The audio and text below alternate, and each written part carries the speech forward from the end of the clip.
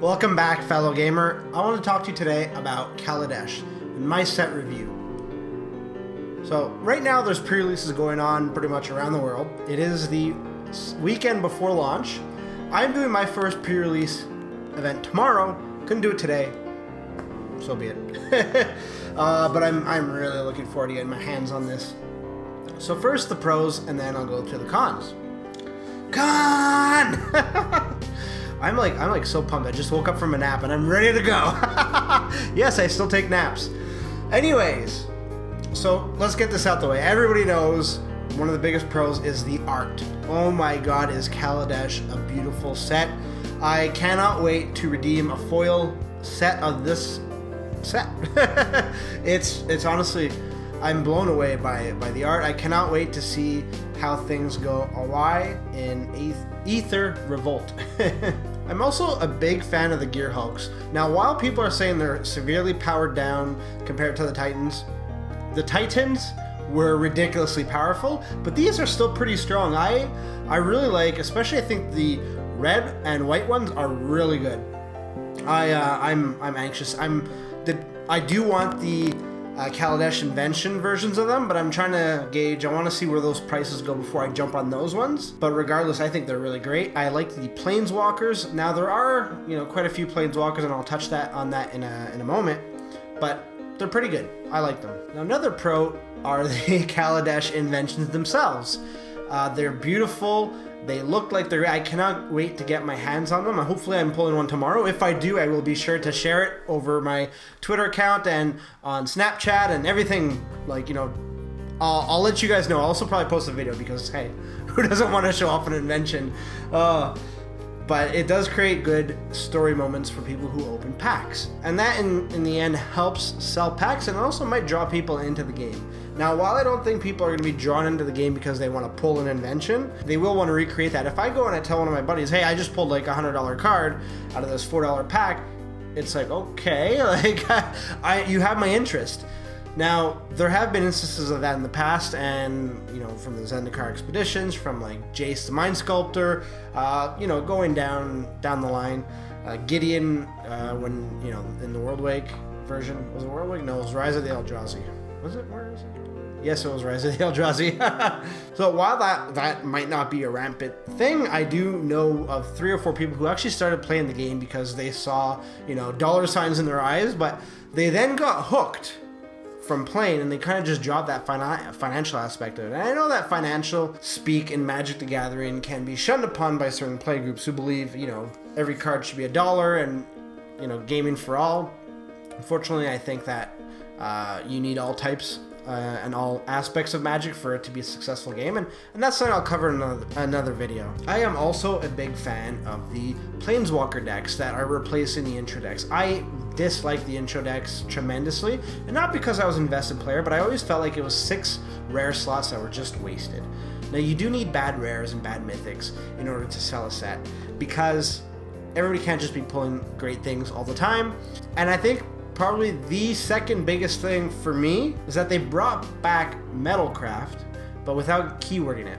Now, I always felt that it was kind of silly how sets never made use of past mechanics if they, would have fit in flavorfully. And one of the excuses is that there are already too many keywords in the set for it to be viable. Well, that's great. You don't need to keyword it, just bring it back, organically. And I felt this is what they did with Metalcraft. Like, they don't have Metalcraft spelled out, but if you control 3 or more artifacts, this ability kicks in. So it is Metalcraft. They should continue to use keywords, and if they don't keyword them, but use the mechanics and abilities of those keywords in different blocks. That allows you to build a more robust collection of certain keywords and mechanics, and allows you to build decks around those. And for me, I really love playing thematically. I built a zombie deck in EDH. I built, a Super Friends deck.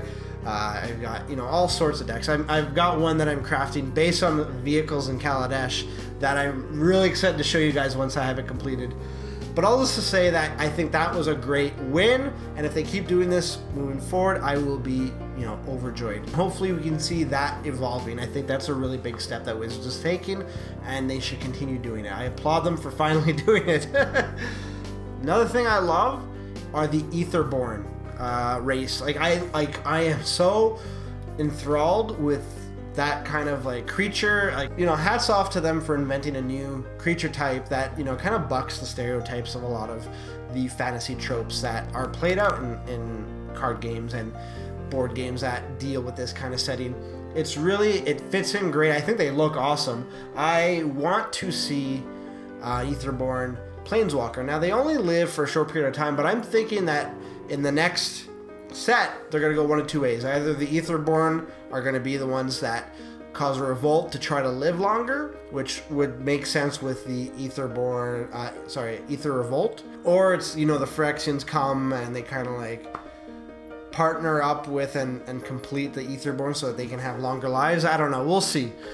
But I hope that we can see more Aetherborn throughout Magic. You know, obviously these are pretty plane specific because they are born of the ether, and not every plane seems to have as much access to ether as Kaladesh. That's kind of what makes it special, but I love the way that they've gone with this creature type. They look great. They have a great story to them.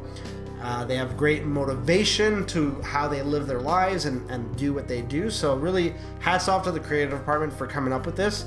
I love them. I absolutely love them. Now, I will move on to the cons. So the biggest con I find are the Kaladesh Inventions. I am super, super, super excited about these cards, and I want these cards.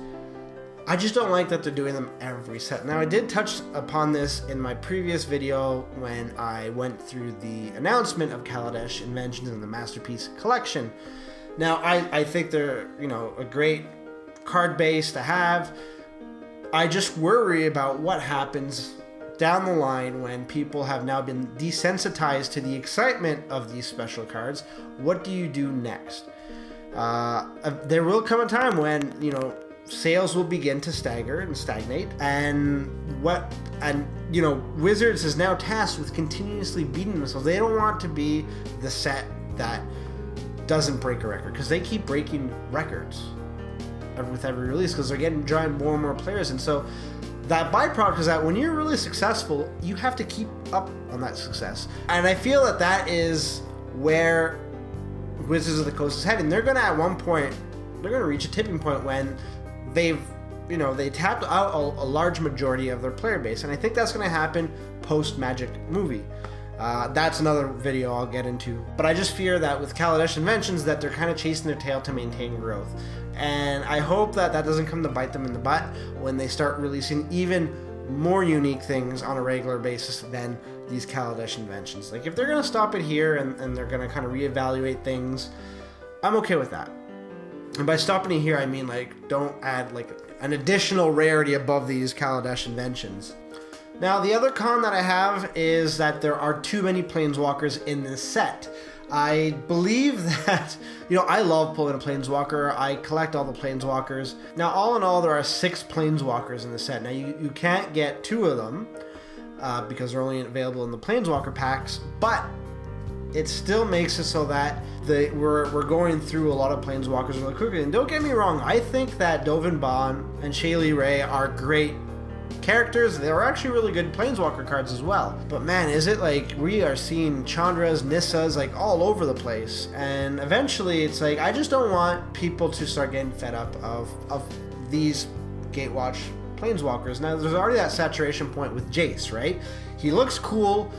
He's got the hood, so the kids love him, and marketing sees that, and they push him even more. And it's gone so people are fed up of seeing Jace. You know, despite with market, like they say that market research shows that he still pulls favorably. I'm not fed up with Jace, but I think that it's less special when you keep seeing cards of these Gatewatch characters continuously. I think that once you drop a Gatewatch character in a set, you're like, oh, like something's about to go down. That's the reaction you should have. Whereas, oh yeah, we have to have a Gatewatch character in here. Now, they're going to be in the story no matter what, which is fine. It's great to have continual protagonists evolve with the story. But to say that we're going to have cards with them each and every set, it's like, oh man. I want, first of all, I want one of the Gatewatch characters to die. Not because I dislike them, but it's because the stakes need to be high. Or else, if the stakes aren't high, then what are we reading the story for? Like, if we know that the Gatewatch is going to come in, clean house, and do what needs to be done, then it's, I don't know. Honestly, I'd like to see Garuk come in and just... Oh, that would be pretty cool. Anyway, so those are my two main gripes. I don't have that many. I think that this is going to be a great set. The price of the set should be a lot lower. We'll see where it goes in a few months. I'm really excited to see how this story continues. I would love to know your opinion. How do you feel about Kaladesh? Let me know in the comments. Thanks for watching. And don't forget to like and subscribe. It really helps the channel out. If you'd like to see more, click on one of the two videos that are there, or click on show more in the description below to see when and what we upload, as well as when we stream. And if you need an update on what exactly we're going to be streaming that week, don't be shy to hit us up in the comments or reach out to us on Twitter. We'll be more than happy to chat. Until next time, good gaming.